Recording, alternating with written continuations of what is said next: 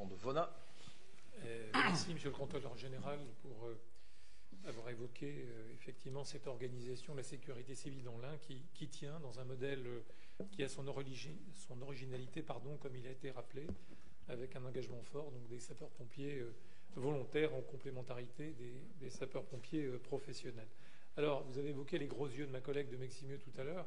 Vous n'avez pas vu les miens au même moment, mais vous savez qu'il y a, en termes d'investissement, aussi un sujet dans ce canton de Vauna, particulièrement sur le casernement de Pont-d'Ovel. Nous nous en sommes expliqués. J'ose espérer que dans le prochain plan d'investissement, ces travaux, probablement de rénovation, plus que d'une reconstruction, seront considérés. Et je le dis une nouvelle fois ici, si l'intercommunalité peut être facilitatrice dans le cadre, on va dire, d'une forme de conventionnement, y compris au plan financier, je crois que cela pourrait effectivement permettre de réaliser ce projet dans les meilleurs délais. J'avais pour ma part deux préoccupations et deux questions. La première, c'est celle de la durée de l'engagement. J'ai eu l'occasion, avec ma collègue Mireille Louis, dans ces dernières semaines, d'assister à 2 passations de commandement au sein de SLIS, en amont des Saintes-Barbes. Nous avons célébré en quelque sorte des responsables de ces SLIS qui avaient quelques 40 années d'engagement. Fait partie évidemment de ces profils que l'on rencontrera probablement beaucoup moins. De mémoire, cet engagement moyen à l'échelle nationale était de quelques 9 années. Je ne sais pas s'il se distingue dans l'Ain, ou en tout cas si cette tendance est confirmée effectivement d'un engagement qui est de moindre durée que par le passé. Ma deuxième préoccupation est d'ordre financier.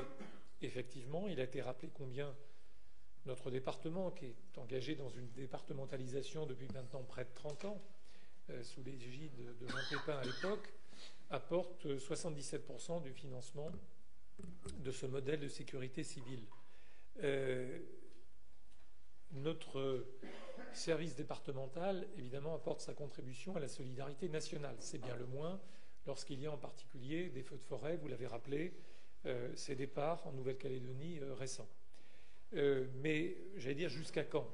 Ou plutôt, jusqu'à quand pourrons-nous faire l'économie d'une péréquation nationale sur le financement de ces interventions? Bien peu de Français savent le coût, que vous pourrez peut-être nous rappeler, à l'habitant de cette sécurité civile.